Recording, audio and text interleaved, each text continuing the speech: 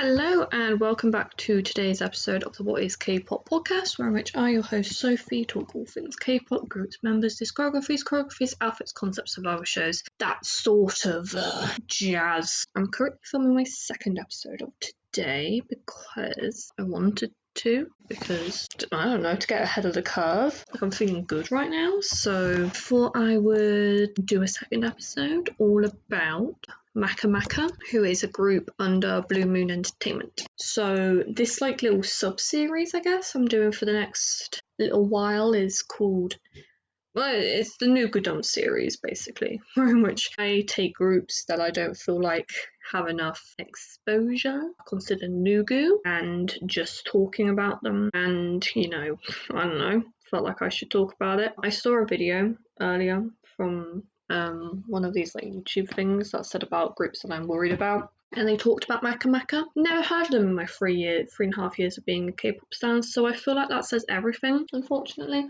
Quick disclaimer, as I said in the last episode, I think, all views on a group being Nugu are my own. So you might not think that Maka are Nugu, but I do. So we're talking about them in the Nugu series.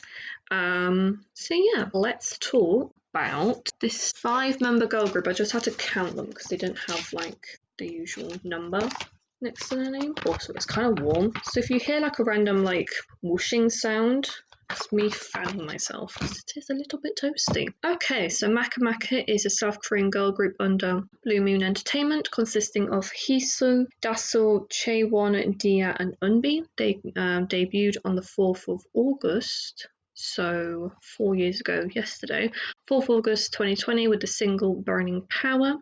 And their group name means friendly friend. That's good. You want someone to be friendly and be your friend. Sorry. It's like a thing that I just love to dunk on K-pop group names. Like, to be fair, like Girls' Generation, that's a cool name because it's like the girls' generation to make music, you know, because it went on for a long time. They're not disbanded, but like they've gone on for a long time, so it's like a generation thing. And like Stray Kids, they're all kind of lost in the fray, not really knowing what they want to do, and like they're then coming together making music and shit like that. But like Maka, there was a show, Maka. So Maka's fandom name is Makalong, combination of Maka from the group's name and Long, hinting at the fact that the group and its fans will stay together for a long time. Okay. I mean, they've not really released anything in a very long time, but we're just gonna move on. It's true, isn't it? So, first member is Hisu, or Kim Hisu. She is a leader and main vocalist. Born on the 24th of March 1998, making her an Aries. And she was born in Gohyung-gun in Jeollanam-do, South Korea. And she was a trainee at 11-9 Entertainment when she auditioned for Mix 9. And she ranked 83rd place. Our next member is Dia, or Kwak Min Young. She is a rapper, vocalist and a rapper, born on the 3rd of September 1999, making her a Virgo. And she is in the subunit NVIDIA. And she was born in Jeonju in Jeollabuk-do, South Korea, and she has an older sister. Next member is Lee Chaewon. She is a vocalist and a rapper, born on the 18th of March 2000, making her a Pisces, and she was born in Bukgyeonggu in Incheon, South Korea. She's an only child. She went to Youngsong University in the Department of Aviation Services. That's actually so cool. I think that's so cool. And she's currently on hiatus from group activities due to health reasons. Next we have is Dasul, Yang Dasul. She is a vocalist, born on the 14th of September 2000, making her a Virgo. And she was born in Jeju Island in South Korea, and she has 2 brothers. And she was born on the same day as Stray Kids' Han. And last but no means least, we have Eunbi, Shin Eunbi. She is a vocalist, dancer, and maknae, born on the 17th of September 2000, also making her a Virgo, and she's a part of NVIDIA.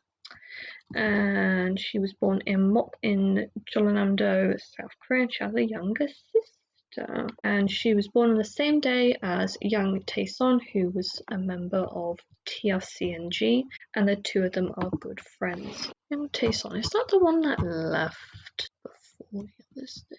He did. Him and Woo Yop announced they were terminating their contracts due to abuse and mismanagement. I think it was them leaving that kind of triggered the other ones to kind of be like, we should probably get out of this. But I'm not gonna. I'd love to talk about these things, but I always kind of feel bad about talking about it because I don't feel like I should really be bringing up something that's in these people's past. I don't know. Yeah, so Taeson was in Fantasy Boys. I think I might have mentioned that actually. And Unnamed is he's a fictional. Okay. It's a fictional three-member pre-debut boy group under the fictional company YM Entertainment. They originally formed the Ray Drama, the debut group. And it's currently in discussion whether or not they become a real group. I don't know when the discussion. But I mean, do you, boo, do you, you know? Yeah. I always find it kind of cool to see like how all these people interlink. I also would love to know like why do so many Koreans like change their name? Like, genuinely, I'd love to know because obviously I have a middle name, but I don't know whether or not I should keep it and stuff.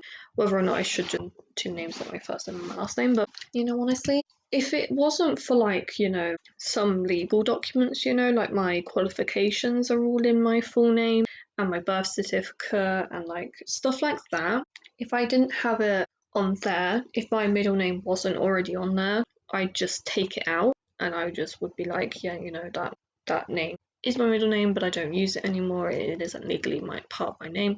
Like I just would take it out. I'd pay the fee, you know, I'd do all that stuff. But you know, I don't have to use it. You know, it isn't like a double barrel name or anything. It isn't like Sophie, my middle name. Or like Sophie that being my middle name. I don't have a double barrel surname either, so it isn't like it's a big deal.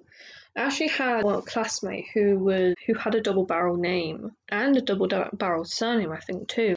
And she like really did not enjoy having that because she often had to say to teachers a lot that like she only goes by like the first part of her double barrel name. And like I just would not be able to deal with that in the slightest. Double barrel names basically mean like Ebony May. I don't know, pulling it out my ass. You know, they might just go by Ebony or May, not Ebony May. But yeah, no, I'm just Sophie, my middle name, my surname. So it isn't like too big of a deal. But I don't know, I feel like it would be kind of difficult to navigate if I did have two like first names as opposed to only being Sophie. I don't know. Yeah. Because like which name do you go by? Yeah. Quite often, actually, when I was a kid, or still now, actually, my mum will call me by my full name, and it's only when she calls me Sophie, when she literally does it like this, Sophie, I'm always like, shit, what the hell have I done now? Like, what have I done? Like, I know realistically that, again, it is just my name. My parents say my name all the time, but, like, you know, even with my dad calls me, like, my nicknames, so when he says, like, Sophie, I'm always like, oh, God, what have I done now? But yeah, it's very odd. Kind of like how we perceive our own names and like how our names are used to talk to us and how that like shape how we feel in the future. And, like our name gets used in like X way. I hope that's a fly. I really hope that's a fly. Otherwise, we're going to have a problem. But yeah, thank you as always, and I will talk to you guys again very soon.